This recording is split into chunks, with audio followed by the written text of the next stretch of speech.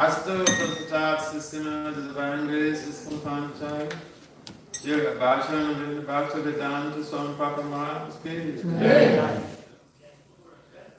Ananta Pochi Vaishnavi Ki Namacharya Sri Haridasa Guru Ki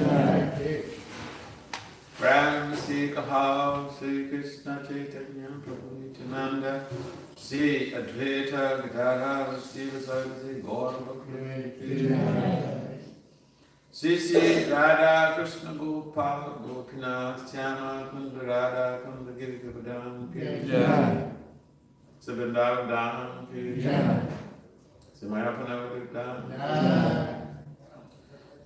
Sri Jagannath Dham Ki Jai Gangamaya Yamunamaya Ki Jai Srimati Tosadevi Bhakti Devi Ki Jai Samaveda Bhakti Ki Jai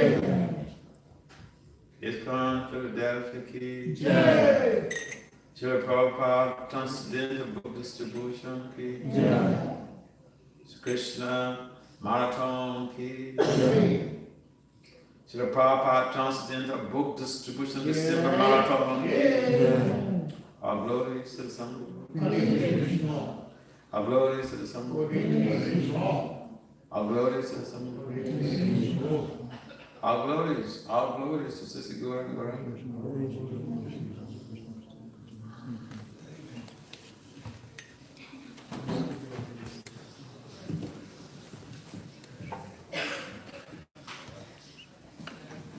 Hare Krishna, everyone. Hare Krishna. We have a special guest speaker with us today. His Holiness Bhakti Vasudeva Swami Maharaj. Maharaj, he doesn't come to Philadelphia very often. I think the last time he was here, I calculated, was over 6 years ago. We're very happy to have him back again with us. I'll say a few words of introduction about Maharaj. He joined ISKCON, the Hare Krishna movement, in 1984 in Nigeria. In the early days of the movement in West Africa, Maharaj pioneered and took part in many of the projects that helped develop the Hare Krishna movement in that area, in that region of the world. He took sannyasa initiation. So before I say that, he's a disciple of His Holiness Bhakti Tirtha Maharaj. He took sannyas initiation from His Holiness Jayapataka Swami Maharaj in 2009. Since then, he's been traveling more extensively. He mentors many young devotees in both their devotional and professional pursuits, as they manage to spread Krishna consciousness in many different areas, in their areas of expertise. Worth mentioning, Maharaj is a scholar. He is globally renowned as a scholar. He's published over 35 articles in scholastic publications. Specifically, he focuses on areas of presenting Vaishnava Vedantist philosophy to an intellectual community, getting them to understand the problems to a lot of the socio and economic issues that we deal with, have spiritual solutions. He travels and attends global conferences. In addition to doing publications, he travels and presents this at many conferences around the globe. So we're extremely happy to have Maharaj back with us here in Philadelphia. He's going to preach to us tonight, explain to us some important parts of our philosophy. I want to ask everybody to come a little bit closer, and those especially in the back, come forward a little bit. We're going to be expecting some people to come. We want to make sure that there's room for them. And please, if you have your cell phones, if they're not off, at least take them down to vibrate. We want to give our full attention to Maharaj. Hare Krishna. Hare Krishna.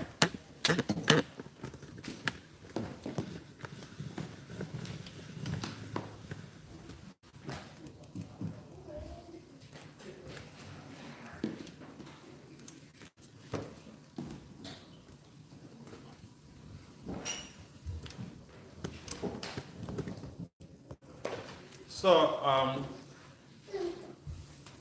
we're happy to be back to ISKCON Philadelphia after a couple of years. And we just came in from Delaware. I was coming from New York, and then some devotees said, "Oh, we should come to Delaware." So we went there. So after finishing the Sunday class there, so then we drove here. I was just telling Jordan that next time when I come, I plan on staying for some days. But today, after the class, I'll be going back to New York. So this period are basically all over the world. This is time that we intensify our efforts towards spreading the mission of Lord Chaitanya Mahaprabhu that Srila Prabhupada has come to the West to be able to establish. And so technically, we say it's a Christmas marathon. Why is it Christmas marathon? Because Christmas period is that setting where people are winding up their professional obligations, or in terms of their jobs, they're trying to round up all the things they're doing. And they're also planning to utilize the resources they've gathered over the year to invest it for some enjoyment purposes.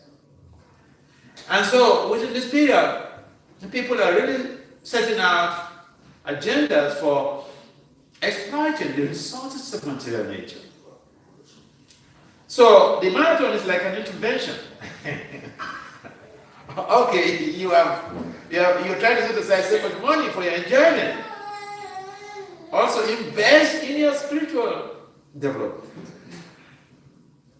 So the devotees, they come, instead of bolstering the exploitation tendency of the jiva or the conditioned soul, here the devotee comes like an interventionist to say, hey, you have so much of intoxication to take for this December, and then culminating on December 25. So here are transcendental books that will help you to elevate your consciousness. This is the whole idea of the Christmas marathon. It's a period when we intensify our efforts in spreading Lord Chaitanya's mission. This is a very sinful month. And I remember when I was in Africa, this Ember months, September, October, November, December, these just deadly months. You see the worst accidents happen within this period. And that's why people jubilate when they live up to January 1st. And on January 1st, they take so much of vows. They make so much of resolutions especially about their bad habits, how they shouldn't go back to the sinful life. But then there are dissolutions of those dissolutions.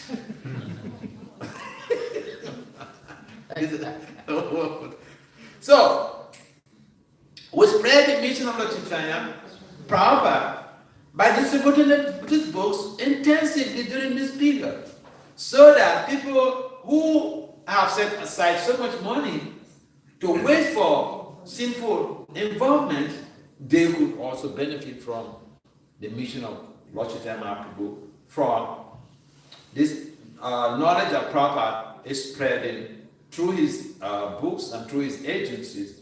It is being spread all over the world. But then the point is that, we have to know that this movement is built on distributing this knowledge.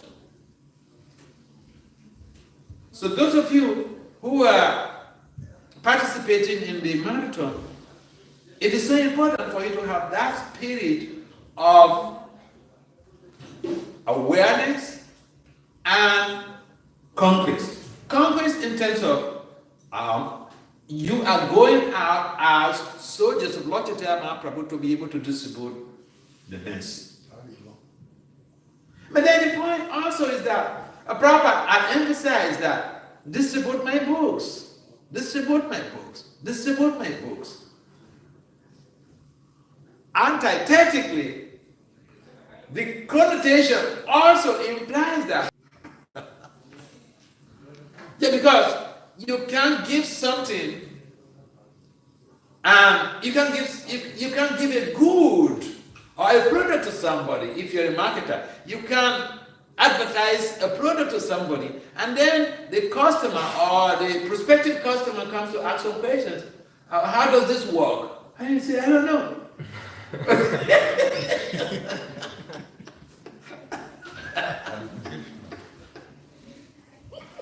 So we have to understand the content of these books. That's why we need to read Prabhupada's book. Prabhupada also mentioned that for you to become an effective book distributor, you have to know the content of my book. You have to read my books. If you don't read it, it's not good. Your attempt to distribute these books will not be effective. You will not have the potency to do it. And keep in mind, Narayana, in a conversation with Lakshmi in the Gita Mahatmya, Narayana mentioned that the Gita is not different from him. In other words, the Gita is not different from Krishna. And so when we are distributing the books, especially we are distributing the Gita, we should understand that we are distributing Krishna. We are giving Krishna in the manifestation of the book Bhagavad. I mean, it's like we go to install a deity in someone's home. We've done a great job. But how the person maintains the deity, that is another step forward. So, it's encouraging that our devotees are distributing books, especially during this period. And then the emphasis of Prabhupada is that we should read his books. I remember when I joined this movement over 30 years ago, my spiritual master, Srila Bhakti Swami, the late Srila Bhakti Swami Maharaj, he would tell us that, hey, read the books. And one of the reasons is that not just having the knowledge of the Vedic understanding, read the books. He will say, read the books so that you don't get cheated by anyone. Because the point here is that if someone is deviating, he will start speaking apaccidental. Apaccidental means something that is not based on Guru Sadhu Sastra. If someone is not following, he could be a very good preacher, but if he's deviating, you could also deviate by dint of your preaching. And therefore, if we read the books, we'll be able to help many people. If someone says something, I mean, I remember when I was at Brahmacharya in New Jersey, and the people say something, and then I was in the habit of, if someone says something interesting, I want to make a reference to that in writing. But then so, making a reference to that means I will be humbly requesting for a reference. So I will say, yeah, Prabhupada, what you said is so nice. Can I have the reference so that I can use it for my writing? And then sometimes the devotees that tell me, oh, you bring all the type of scholarly things into devotional service. I mean, why didn't you just accept? I said, yeah, I accept, but I need some reference.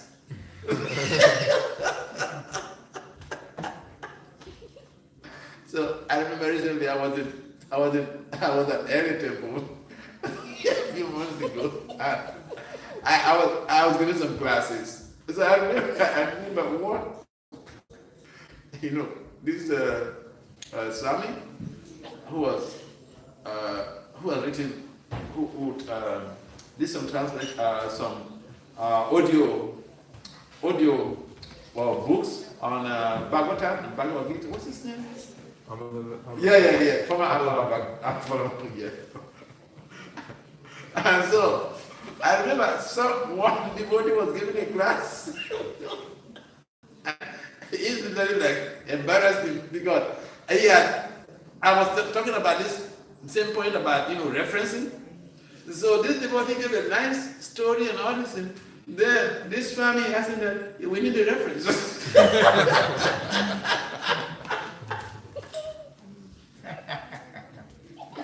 But sometimes people don't want to hear that. But we're trying to be Vedantis, so yes, there's a need for reference.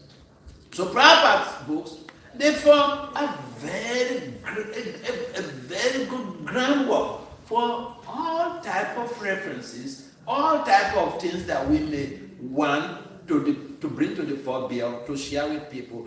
We should, freely be able to do that. Now, the other point is that if we read the books, we'll be abreast with the content of the literature. And so when we are distributing this literature to someone, we can really speak through the literature. It's like you go to a conference, you've researched on some particular subject matter, and then you have written some 30-page of work, research work. You don't go there and you carry your paper and start reading. There's a language we use, it's talk to your paper. Talk to your paper. In other words, you wrote this work, you researched it, you tell us what you have done, what is the content of that. Tell us in 15 minutes or in 20 minutes. You wrote it, you researched it, it's your work. So when we read the books, we'll be able to talk to the books. In a few minutes, we can tell somebody about the content of the book. And that will be so convincing. The person will take it because that will impact on a person. That is devotional scholarship. And this is one of the major principles why Prabhupada wanted us to read these books, so that we can talk to the books when we're speaking to someone. And therefore, 2 points I've mentioned, to be able to exhibit that type of Vedic wisdom when we talk to someone and have a great impact on them, to take the book.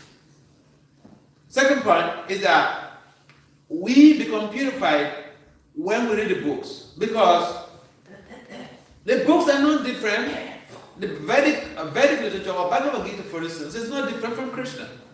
It's like when you go to the altar to do the puja, when you're reading these books, you are doing puja. You're becoming purified. And so, who here doesn't want to become purified? I don't want to be purified. Raise up your hand. I don't think anybody would do that. Everybody wants to be purified. So everybody should read Prabhupada's books. Why not? We should read the books every day. I remember our grandmother gave a class at Brooklyn Temple just the other Sunday. And then, he was mentioning, I was listening to Prabhupada's tape, and this is what he said, this is what he said.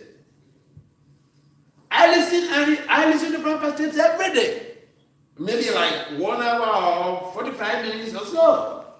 If I'm eating, I'm listening. I'm in the kitchen doing something, I'm listening. Oh yeah. Why? We have to connect with Prabhupada. That's our power source. Is it gone? Is it magnet? Is it glue?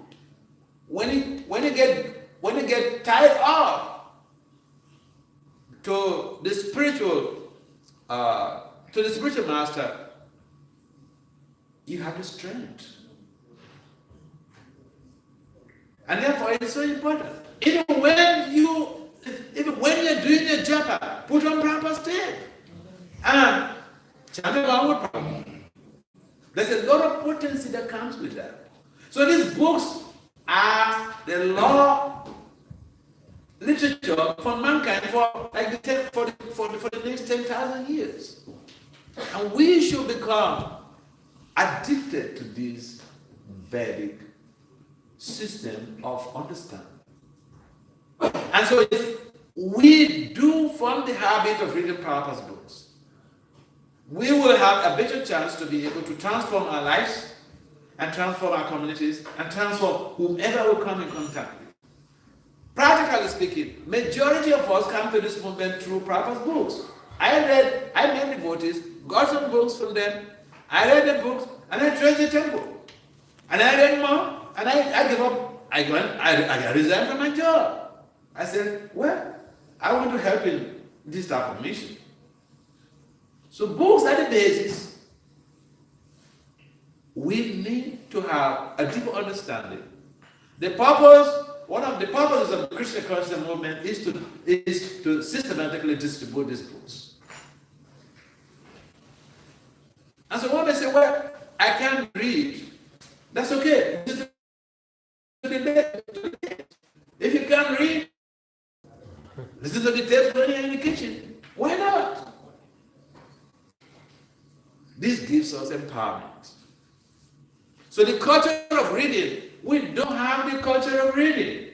If someone is asked, their wristwatch, who has a wristwatch here? Who has a wristwatch? You tell me, what is written on that wristwatch? Tell me what is written in that wristwatch on the surface. Don't look at it. It's been with you for how long? 2 years. 2 years. But you don't know what is written there. Because we don't have a culture of reading. We don't care.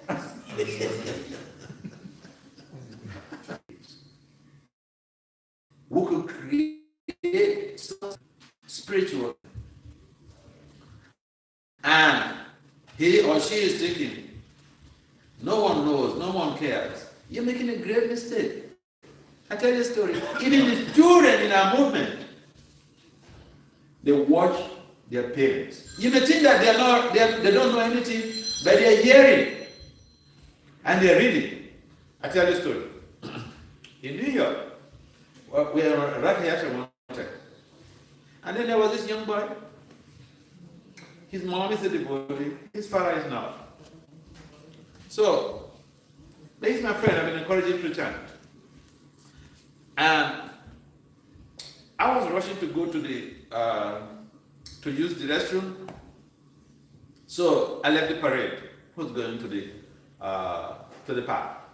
Then he said, Omara, can I follow you? I said, why not? You're my friend. You can come. So he came. We were walking. And then at some point in time he said, Mara, can I ask you a question? I said, why not? You're my friend. Feel free to answer the question. He said, talking about, we think that our children, they don't know anything, or they're not reading, or they're not hearing. They're listening to talk, to lectures. So they're hearing. So don't make yourself a fool. This 12-year-old boy asked me, Maharaj, can someone be chanting japa and be watching TV at the same time?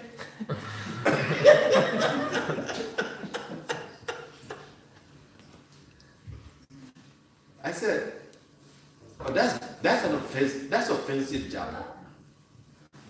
You know his response? Someone can guess his response. Can someone guess what he said? Huh? Yeah. He said, but my parents do this all the time. Hearing gives you knowledge. Reading gives you knowledge that enables you to decipher between what is wrong and what is good. To be able to make one to clarify. So if you were not listening to lectures, so the important thing is that we need to understand that when we read Prabhupada's books, we can create a better sense of discrimination in our own personal spiritual practices and the way we relate to the community and or how others relate to each other. How others function. For us, it's for our different. But then we can't get the knowledge without listening to the lectures. Not everyone is so much elevated. Not every one of us is so much elevated that the knowledge just comes from the soul. Boom. We need to ignite it. It's there, but we need to really set the pace for the ignition. And therefore, it is important that devotees practice, learn. I remember when we joined in the temple, there is 1 hour in the morning set aside for reading. We wake up at 3 o'clock, 4:30 there is Mangarati. And even when we wake up, there is 1 hour set aside for japa before Mangarati. And then after Mangarati, there is 1 hour set aside for reading. Then you can use it at that time to complete your japa. Why are you reading? Because you are preachers, you go and disseminate this knowledge. You need to know the content of what is the Prabhupada's books. And so we all should think of setting aside even a little time for reading or for listening to the lectures, so that we can equip ourselves properly, so that we can enhance our devotional information culture to be able to create a better spiritual change. Now, a number of people wouldn't care less, but it is important that we as preachers, we are not just members of some synagogue or some church or some temple. We are preachers, preaching Lord Chaitanya's mission. We need to be equipped with sufficient devotional information, and that information is embedded in Srila Prabhupada's books. So this is the period that we distribute many of Prabhupada's books. So we should endeavor to see how also we intensify our reading culture. So the whole point about what we could take home today is how to increase or how to enhance our reading culture. Why? Because that reading culture, intensified reading culture, enhances our purification. It expedites our devotional purification process, and it helps us to become better tools in spreading the mission of Lord Chaitanya Mahaprabhu. Now, how many people here read every day? I read every day, even if it's just one line of the Vedic literature. Very few people. Now, how many people listen to lectures, either Prabhupada's lectures or your spiritual master's lectures every day? Again, few people. So we have to reignite that culture so that we don't just blame everyone else. When we have the knowledge, if someone says something, suppose all of you are well read in Prabhupada's books. If I say something that is ambiguous, you can put a blade of grass between your lips and say, I'm read. What he said, thank you very much for this wonderful lecture. What you said is so intriguing, it's so interesting. You stay like this, you stay like this. I would like to repeat this in some other place. Can I have a reference?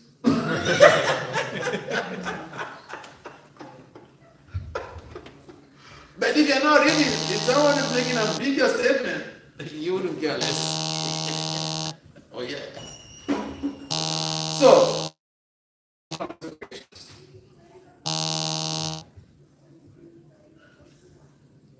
any comments or questions? Can I have a reference? No. In California, and then this devotee was giving the class, he was feeling very bad. But, there are ways to be able to entice people to move on, and there are ways to motivate people to be able to become more precise and exact. Because sometimes also we carry Mayavadi stories to come and give in our temples. Oh yeah. It's not that everything you hear about Vedas is okay. Because even the Vedic literature, they are Vedic literature, the Vedas, they are like the Puranas, we have 6 Puranas in the mode of ignorance, for people in the mode of ignorance. Now if you start giving stories, instructions about the Puranas that are meant for the people in the mode of ignorance to, people who are trying to be Vaishnavas, you're not already motivating them. So we should know the boundaries. Reading, why not? Any comments or questions? Yes? What would be your advice to an individual who struggles finding time or motivation to read? Motivation or time to read. Yeah, I'll give you very specific things. Reading, chanting, service, association. They're so important. Association means theater, going to the temple, or going to the holy dam. Each time you go to Vrindavan or to Mayapur, you really feel so charged and become superlatively motivated in the devotional service. See, outside of the dam, it's like a warfare where every time you move out, you're being depleted. Each time you get close to somebody, there's a lot of subtle exchanges that goes on more than even the physical. So whether you like it or not, you're a professional, you are being depleted. Whether you like it or not, you're going to the mall to buy some things or even for window shopping, you are being depleted. Yeah, but it's a serious thing. There's so many subtle things that are going on that are causing us stagnation and demotivation. So to be able to remain motivated, we have to engage ourselves in doing proper sadhana, chanting, qualitative chanting. We have to look at to be able to get some service done. If you are coming to the temple and you don't have any service to do or service assigned to you, you better meet the temple management to get some service. Because if you don't do that, you are actually cheating yourself. You are going to be depleted so easily because you're not getting reinforcement. So the service is reinforcement. The chanting is spiritual reinforcement. Coming to the temple is another spiritual reinforcement. Because like I was mentioning earlier, while we value going to the theater or coming to the temple, in 1939, a German professor, he's called Lewin, he developed the field theory. Experiment, he came to the conclusion that the environment has an impact on us. And that is why it's not encouraging to go and just hang out in a brothel. Because whether I like it or not, that environment is very, very unethical, unideal. And if you hang out there, you're being depleted of your spiritual potentials, and you get impacted on negatively by that lost environment. And before you know, you start acting out, and you wonder, what is going on with me? All these years, I've been in this movement for 40 years, 30 years, 50 years. Why am I still feeling like this? Environment. And so, we want to remain motivated, we should come to the temple. We want to remain motivated, we should get some service. We want to remain motivated, we should get proper sangha, good association. If you meet somebody and he's just busy criticizing everybody else, be smart. Excuse me, Prabhu. Okay, can I get back to you later? I have a meeting at this time now. Just be smart. Don't get embroiled in apparatus. Because that stagnates you, that demotivates you. We don't seem to know some of the effects of these things. So to remain motivated, yeah, there are some few things that we need to do. We should visit the temple, go to holy places, and you see a big difference. Read the books, And you will always find that your motivation is still renewed. Do some service, and you see that you're getting on, you're being inspired. Oh, yeah. Don't make quarrels. Don't be a good guy. Don't be a good a lady who is very good to the Swamis, good to your guru, service everyone nicely, and you go back home and you're punching your spouse in the face. Or emotionally abusing your spouse.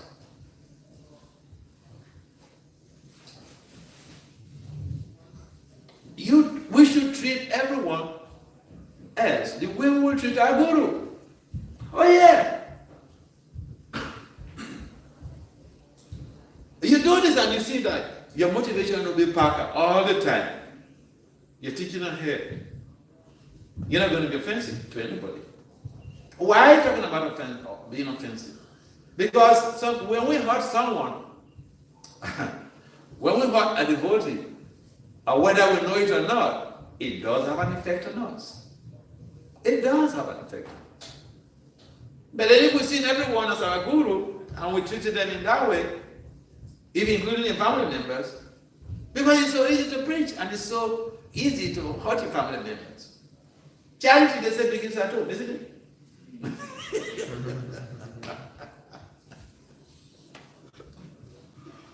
Yeah, so if we want to be Parker, here's this word here, Parker. I think it's a common language in England. Then is this Parker pen. So if we say you want to remain Parker, means you want to remain on top. In your motivation, then there are simple things that we could really chanting, service, good association, good conversation. Just check yourself. You don't talk anything that brings somebody else down. If you're talking to me about somebody, just remember what that person, if that person is there, can you say it? Can you say it? Oh yeah. Even our own children, they will become, our gurus.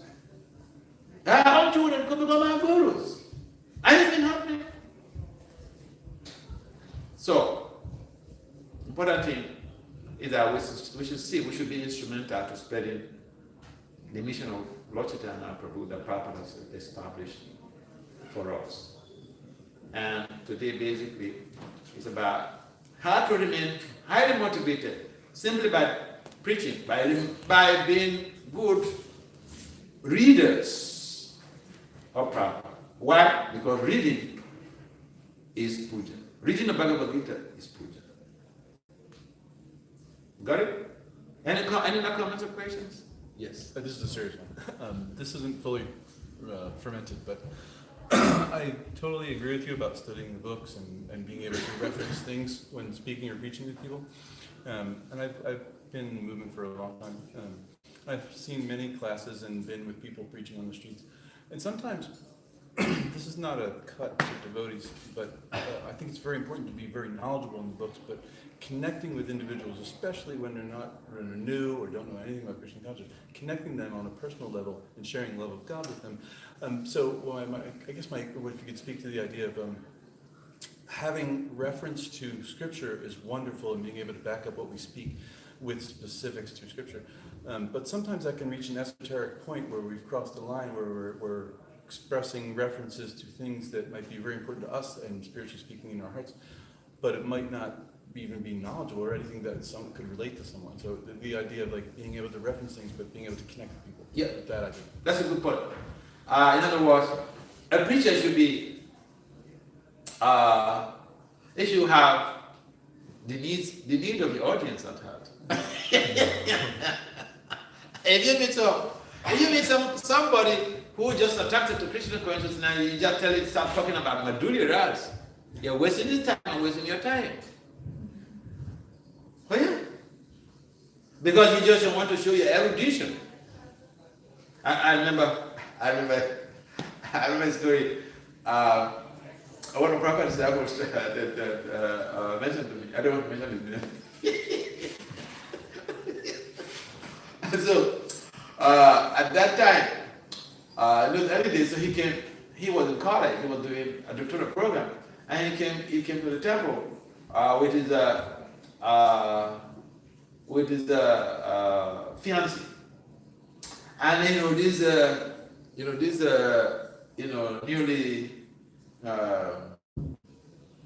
newly converted devotees, or these new practitioners, there is so much, stressful about, the four principles. You don't eat meat, don't do this, don't no illicit sex, no gambling, and all these things.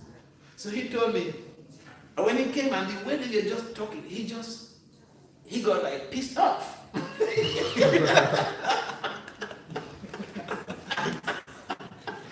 Because they were not doing something really relevant to people there. It's just a show of, look, I'm greater than you.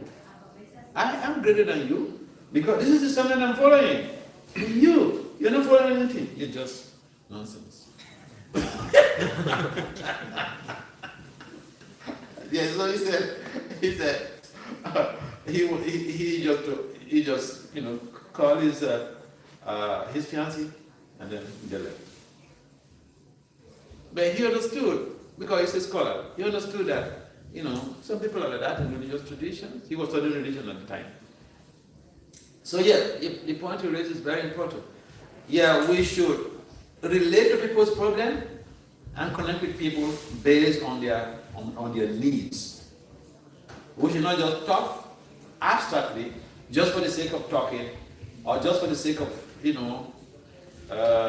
creating a boundary or setting ourselves high up there and trying to minimize the other person. We should connect with people and help people to grow with our information culture, with our knowledge. So thank you guys. I appreciate that very much. And I was one follow-up. You said at the beginning we should be able to preach to the person, read the person. And I'm a musician, and as a musician, like sometimes you have to read the room and be able to play songs that people will throw melodies people will appreciate. And it's a similar thing when preaching. You have to be able to connect with the person and read the person and not just say, oh, I know this and you don't know this. That's a good point. Thank you. Same point here. Any other comments? You also wanted to ask? Yes.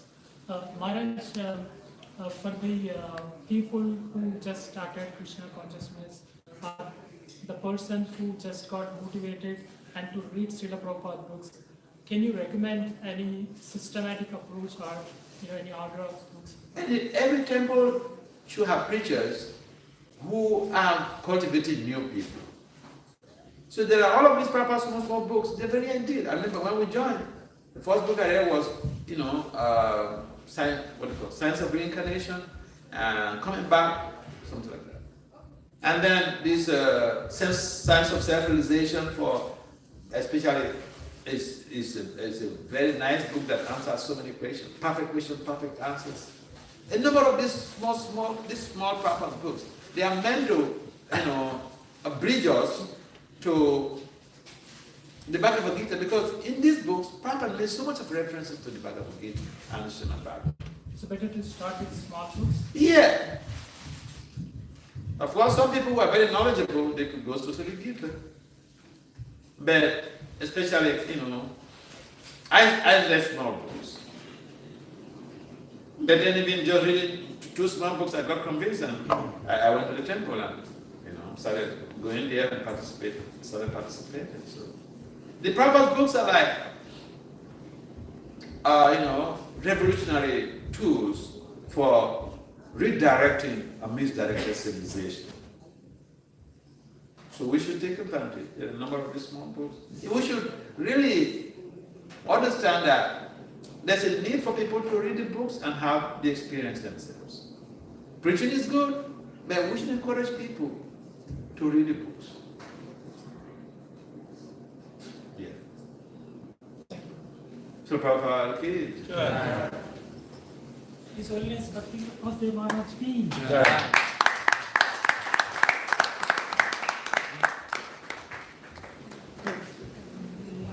the